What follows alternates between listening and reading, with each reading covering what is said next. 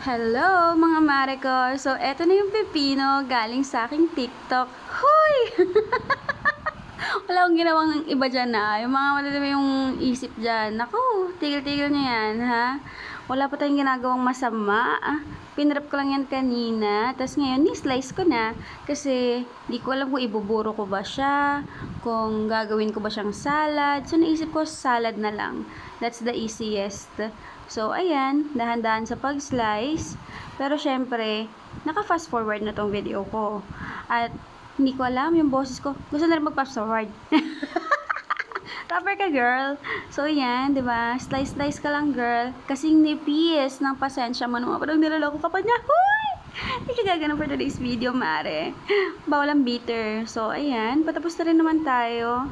O, di ba? Ang perfect. Oh, ang dami kong nagawa. Ang laki ng pipino. Hoy! Hi, Sese! This is not for you. This is for mommy, okay? So, eto na siya. Kasya naman dun sa container, 'di ba? Kasya, ipinilit. At lagyan natin siya ng salt.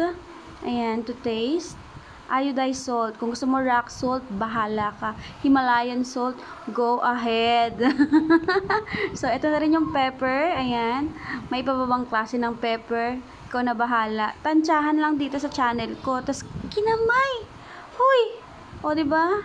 Tapos, mayonnaise. Di ko alam ba't naka-fast forward to. Dapat hindi. Tapos, tinakpan ko na. Alam mo na yan. Shake mo. Parang, uy, iba yun. Ay, kayo na bahala. Bahala na kung ano bang i-add ko dito. So, yan. Basic lang. Pwede mo lagyan ng egg, lagyan ng tuna, lagyan mo ng kamatis.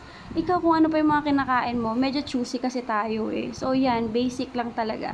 Thank you for watching, guys. Bye! See you on my next one!